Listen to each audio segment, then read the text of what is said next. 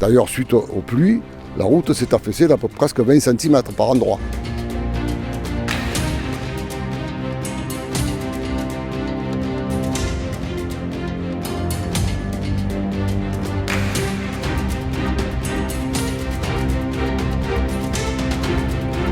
Nous avons alerté la mairie des 15-16 fin juin pour leur dire qu'on avait trouvé des fissures sur la montée des usines et la prise en compte a été de dire on transmet à la métropole.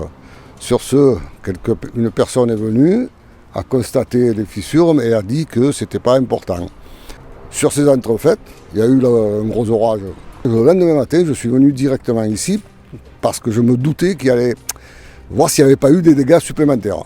Et effectivement, quand je suis arrivé, il y avait des fissures qui s'étaient agrandies d'à peu près 10-15 cm à certains endroits. Et surtout qu'il y avait des habitants qui étaient menacés par un éboulement.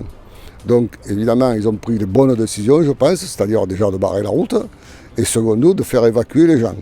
Là, malheureusement, ce sont des riverains du quartier qui habitent ici depuis des années, et on ne trouve pas de solution pour les reloger. Ça, c'est pas concevable.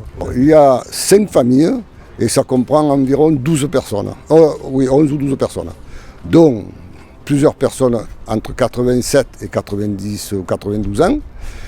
Des enfants entre 3 et 6 ou 7 ans. Ensuite, pour ce qui est des travaux eux-mêmes, il va y en avoir pour environ 3 semaines pour sécuriser les maisons, c'est-à-dire qu'ils vont tomber le parapet.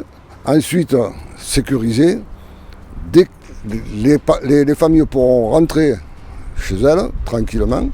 Ensuite, ils vont décaisser toute la route et effectuer les travaux enfin nécessaires pour renforcer tout ce mur qui n'a jamais été fait comme il faut, quoi.